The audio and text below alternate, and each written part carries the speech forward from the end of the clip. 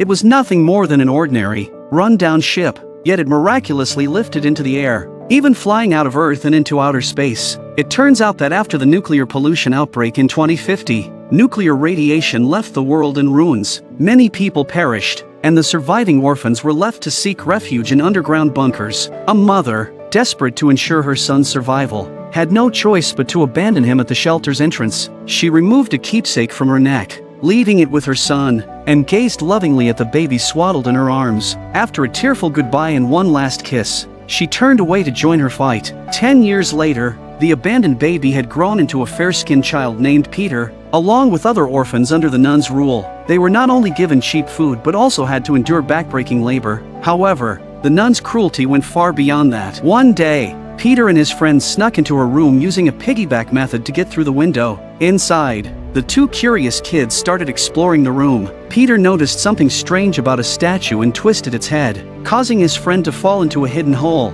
Inside, they discovered a large stash of money and food. Hungry for so long, the kids eagerly devoured the food. What they didn't know was that the nun, doing her nightly head count, had realized 2 kids were missing. She instantly guessed it was Peter causing trouble, yet the two were blissfully unaware of the danger approaching. Soon, they stumbled upon hidden files revealing the orphan's origins. There, Peter found a letter left by his mother, expressing her longing for him and a promise they'd reunite someday. But what puzzled him was the mention of a new world in his mother's letter. What could it mean?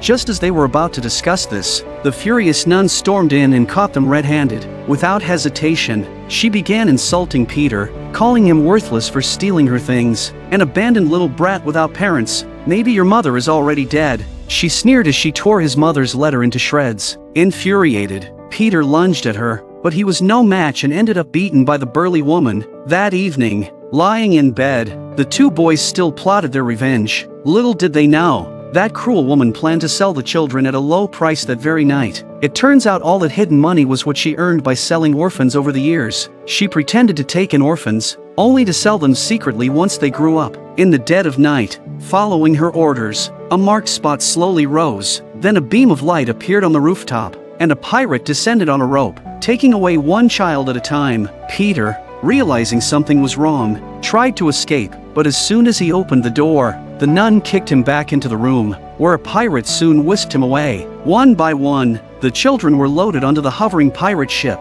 As the pirate captain ordered the ship to set sail, Peter's friend made a daring escape by jumping onto the rooftop, landing to safety. Unfortunately, Peter hesitated, his fear causing him to miss the chance, leaving him stuck on the ship as they separated. Staring blankly as the pirate ship rose into the sky, Peter was utterly stunned. Before he could fully process the sight, another organization spotted the invading ship. Soon, a barrage of missiles and gunfire rained down, forcing the pirates into a frantic retreat. In a crisis, the pirate ship shot upwards like a helicopter, finally shaking off the pursuing jets. Once they reached space, the ship entered a dreamlike realm that sparked Peter's curiosity. But before he could take it all in, the ship made a rapid descent, crashing hard into the sea. Taking flight once more, they entered a magical landscape. Surrounding them was a strange world order, with a nearly hollowed-out, massive island as far as the eye could see. Survivors were cheering wildly, their voices filling the air. A man with a face full of black beard led them. He was the leader they all spoke of.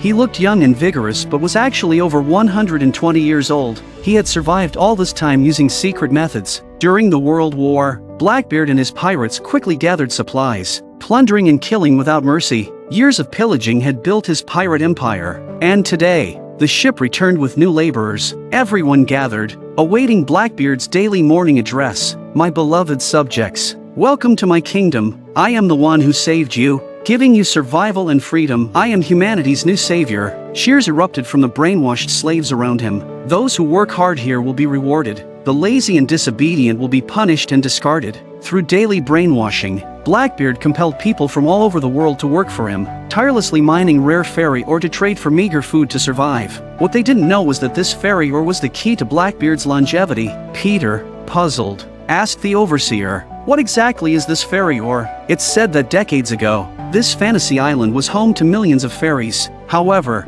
after Blackbeard took over, He drove them all to near extinction. The ore left behind by the fairies became the treasure Blackbeard sought after. Maybe Peter was lucky because on his first day, he dug up a shiny piece of fairy ore. Just as he was curiously examining it, a nearby miner suddenly snatched the gem. The miner, completely ignoring Peter, turned around and claimed the discovery as his own, disregarding Peter's protests. Not only did he bully Peter, but he also accused him of being lazy, insisting he should be brought to the leader for punishment. Unluckily, Blackbeard was already furious with the recent mining slowdown and was scolding his workers when the report came in. Enraged, he decided to make an example out of these lazy workers. On the towering platform, pirates herded the three forward. With Blackbeard's fiery condemnation, the bread thief was immediately condemned by the workers, who swore to kill the troublemaker. Then, Blackbeard turned to Peter, angrily accusing him of being a fairy or thief. Amid the workers' calls for punishment, Blackbeard kicked Peter over the cliff with a strong shove. As his body twisted and fell rapidly, Peter screamed in terror. Just when he thought he was about to hit the ground, something incredible happened. Peter suddenly stopped in midair, floating and flying right before everyone's eyes. Seeing this, Blackbeard's face grew serious and tense. This unbelievable scene reminded him of an ominous prophecy from years ago, making him all the more anxious. The workers around him looked equally stunned,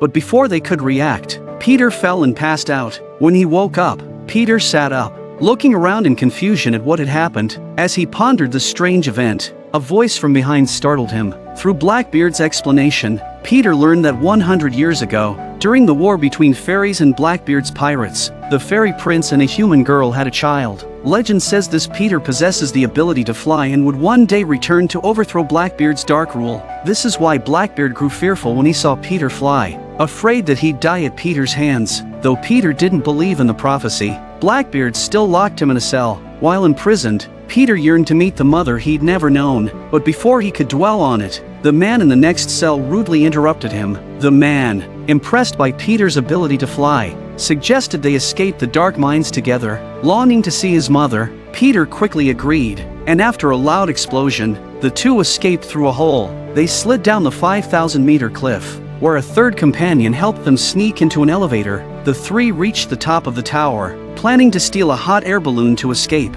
but obstacles kept blocking their path, as people held tight to ropes to stop the cable car. With miners closing in, the man urged Peter to fly with them. Little did he know that Peter had only just discovered his ability to fly yesterday. Nervously, Peter didn't know how to take off, frustrating the man. In desperation, Peter grabbed a sword, climbed to the top of the car, and slashed the rope. The cable car swung like a pendulum, crashing into a ship's sail. The three, who had never piloted a ship, boldly flew back and forth across the mines. Watching this audacious display, Blackbeard was furious and ordered his men to kill the three fugitives. In this intense escape, just when it seemed they would fail, the ship narrowly avoided danger each time. Lady Luck was on Peter's side as the three successfully escaped the prison mines, finally entering the legendary fantasy forest. The three escapees were happily roasting meat when suddenly a giant strange bird appeared above them. They fell to the ground in fear, and before they could react, another bird appeared behind them. Now they were in serious trouble with not enough food to go around. Realizing the danger, the three turned and fled into the depths of the jungle, using obstacles to block the pursuing birds. One of them couldn't resist teasing the others even while running for their lives.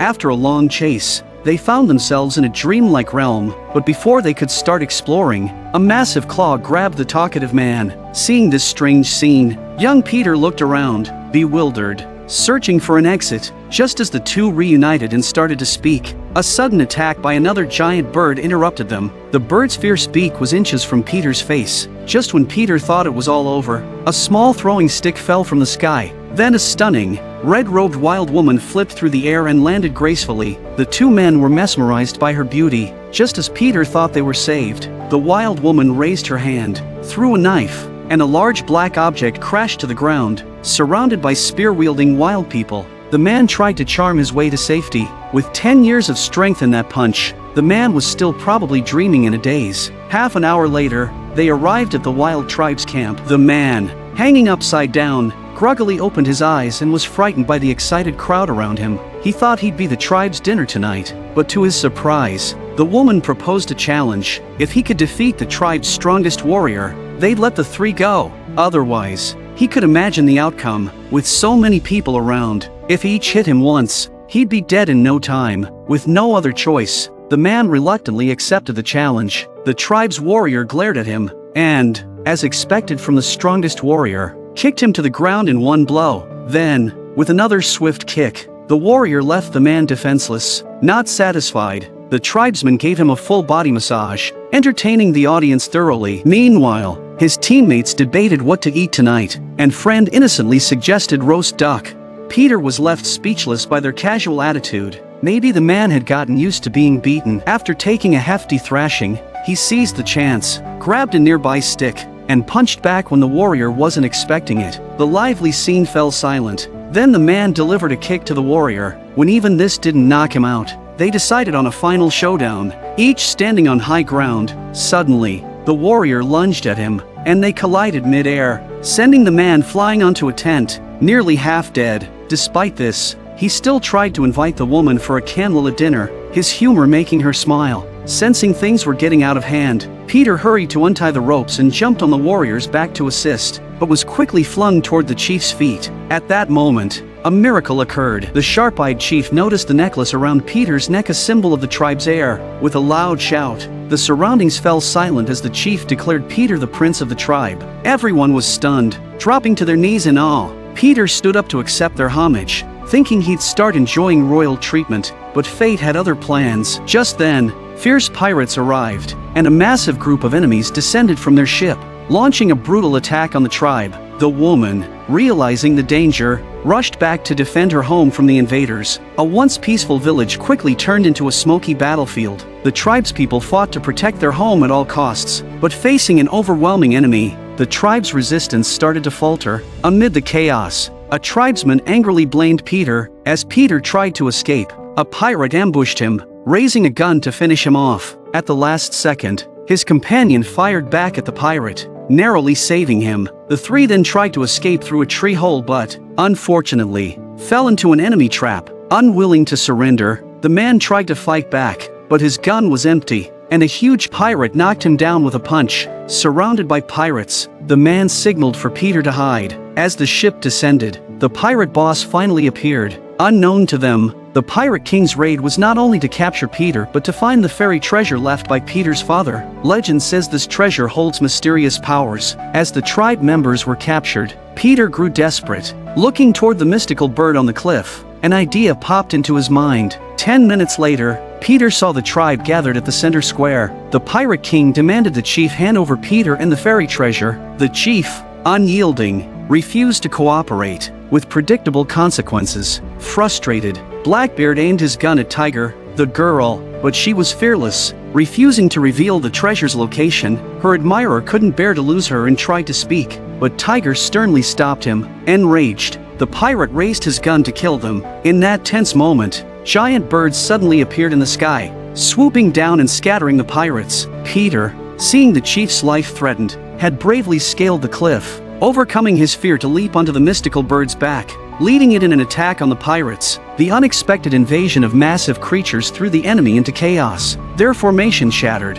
and the pirates' attempts to shoot down the birds were useless. As Tiger and the others escaped amid the confusion, Peter finally sighed with relief. But before he could celebrate, he was thrown off by the bird, landing in a tent. As the pirates closed in, ready to kill him, Peter fell to the ground in terror. Just as he thought it was the end, his companions swooped down and saved him. Following Tiger's lead, the panicked group leaped down the cliff to find the fairy treasure. The final battle was imminent, and even the journey there proved challenging. Peter suddenly heard a strange sound coming from the water. He stared intently at the dark surface when, suddenly, a massive prehistoric crocodile lunged out of the water, its gaping maw wide open. Peter was instantly knocked into the icy lake by the powerful surge of water. Just as he was on the verge of drowning, three beautiful mermaids appeared in the dark waters. They used electric currents from their tails to drive away the giant crocodile. Then they examined Peter's face closely, as if confirming his identity. Once they were certain, the three mermaids pulled Peter back to the lake's surface. With a longing glance from Hook, they disappeared back into the depths of the dark lake. At that moment, Hook looked up and spotted a ship docked on the water's surface. Owning his own ship had been Hook's lifelong dream, so he abandoned the search for the fairy kingdom. leaving Peter and Tiger behind as he sailed into the horizon. Left alone, Peter and Tiger finally discovered a wall covered in mystical symbols. At the same time, Captain Blackbeard and his pirates arrived in front of the wall. Having lived nearly 1,000 years, Blackbeard knew that the pendant around Peter's neck was the key to opening the gates of the fairy kingdom. Blackbeard seized the pendant and inserted it into the wall's keyhole. With a gentle turn, a lock filled with fairy dust came loose. He inhaled the scent he had longed for, the scent of eternal life. Excited, Captain Blackbeard tied Peter and Tiger to the ship and, along with his crew, stormed into the legendary fairy kingdom, where fairies filled the air, seeming to welcome their prince's return in their own unique way. By now, Blackbeard was completely consumed by madness, ordering the burning of all the fairies around them. Peter couldn't bear to see the innocent fairies sacrificed before his eyes. He pleaded with Blackbeard,